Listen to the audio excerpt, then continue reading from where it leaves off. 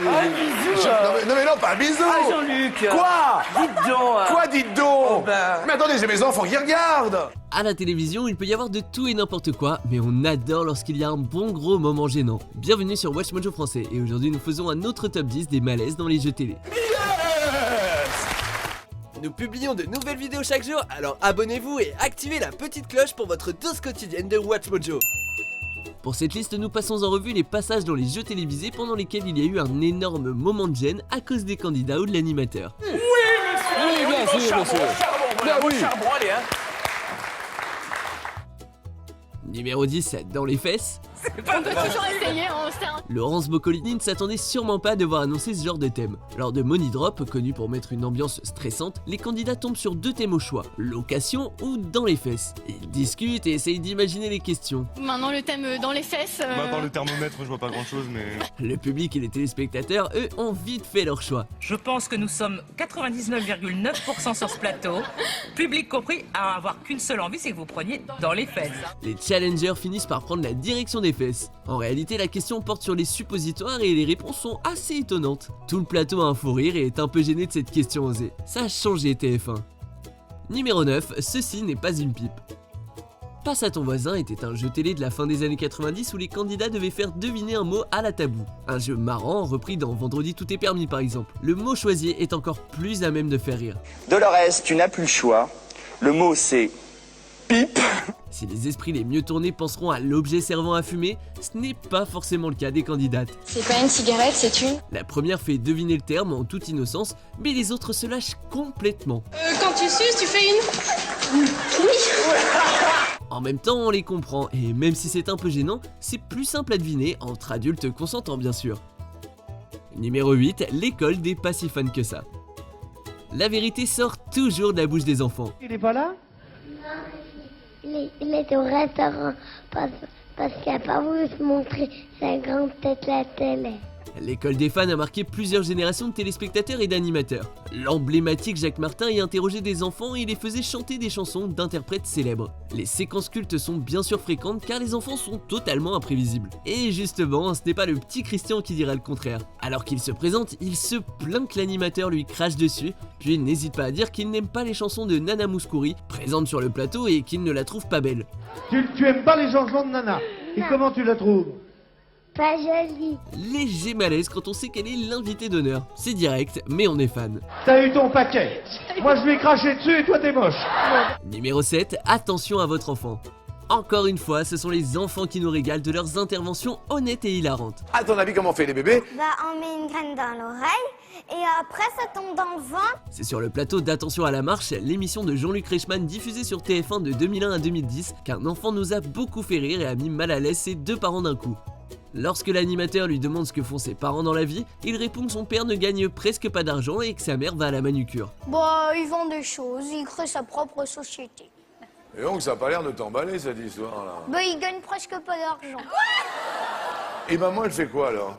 Elle va faire de la manucure, ça m'emballe encore moins. Avec son petit air dédaigneux, il ne semble pas être très emballé par ce qu'ils font, mais en tout cas il nous fait bien rire.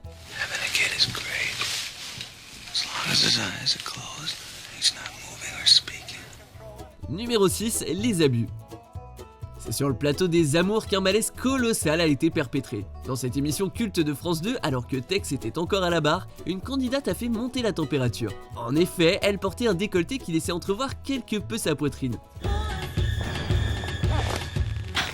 Mais apparemment, nous ne sommes pas les seuls à l'avoir remarqué, car Tex avait les yeux rivés dessus. Si vous pouvez éviter de... Si vous pourriez me regarder dans les yeux quand... La candidate lui demande d'arrêter avec humour et il répond qu'il fait tout pour ne pas le faire. Un peu relou, mais franchement pas étonnant de la part de Tex. C'est une blague. Numéro 5, très fort Boyard. Malika Ménard est sans aucun doute très sexy et apparemment la production de l'émission Fort Boyard l'a bien compris. Alors qu'elle participait à l'émission de France 2 pour le compte d'une association, elle devait prendre part à une épreuve dans laquelle elle devait avancer sur un cylindre tournant pour atteindre une clé. La position que l'on est obligé de prendre pour avancer laisse entrevoir la poitrine de la candidate, ce qui ne manque pas de faire réagir les hommes à l'extérieur de la salle. Tu ne dois pas onduler comme tu le fais si bien. Des encouragements assez limités, super lourds qui nous laissent penser que supprimer cette épreuve du jeu était une bonne idée. Allonge-toi le plus possible sur le cylindre. Numéro 4, personne n'aimerait être à sa place. Vous pensez que Gandhi et Hitler n'ont rien en commun? Eh bien, vous avez raison, mais ce candidat n'en est pas vraiment sûr. Alors qu'il participait à l'émission de France 2 Tout le monde veut prendre sa place, il se voit poser une question de citation sur la non-violence. Texte écrit en prison en 1930 qui affirme « La non-violence est mon premier article de foi ». Il répond du tac au tac Adolf Hitler, alors que le personnage est loin d'être connu pour ses pratiques pacifiques. Malaise sur le plateau, mais il s'explique en disant qu'il a répondu trop vite. Mais il était en prison en 1930, donc à peu près. C'est pourtant le genre de nom que l'on ne balance pas vraiment à la légère. Pauvre Gandhi qui doit se retourner dans sa tombe. Numéro 3, les implants.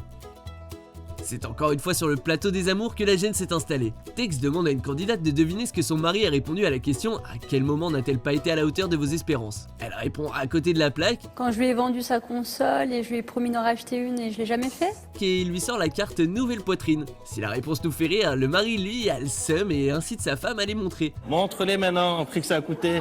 En réalité, il a du mal à avaler la somme qu'il a dû dépenser pour que sa compagne refasse ses bazoules. Ouais, j'imagine qu'il en est bien content quand même.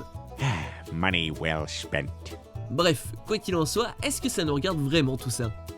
Numéro 2, c'est un jeu individuel.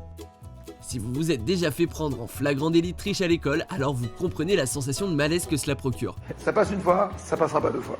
Ok. En plein milieu d'une manche de Tout le monde veut prendre sa place, le candidat Jérémy regarde intentionnellement sur le pupitre de sa voisine pour tricher. Nagui le crame direct et l'affiche complètement devant le public et tous les téléspectateurs. Là, avant de répondre, vous regardez ce que Laetitia répond. Je vous demande de faire super gaffe. En plus, la question n'avait rien de compliqué. Moment très embarrassant pour lui comme pour nous, mais en même temps, ce n'est pas beau de tricher. Attention, vous êtes au bord d'une limite là que vous allez franchir. Je sais. Je vous En demande plus, juste... je suis dans la finance, donc si je commence à mentir, c'est pas bien. Avant de dévoiler notre vainqueur, voici quelques mentions honorables. Tu t'es lavé les mains ou pas? Tu t'es lavé les mains? T'as tiré la chasse ou pas? T'as soulevé la lunette avant de faire pipi? Oui? Ok, on peut l'applaudir alors, c'est bon.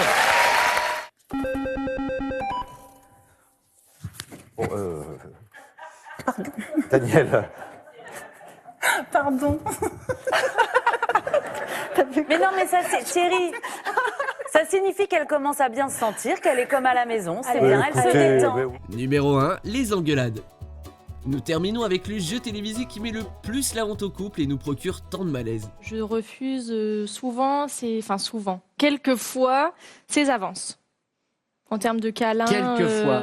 C'est-à-dire combien de fois par semaine? Enfin là, on a passé un cap. Le couple qui participe à l'émission est interrogé sur un break d'une soirée qu'ils avaient dû faire dans leur relation.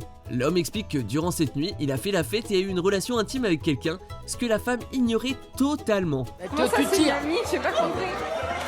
En plus, ce serait une amie du couple, ce qui est encore pire. On imagine bien la scène de ménage qui l'attend à la maison. I made a mistake, okay? A mistake?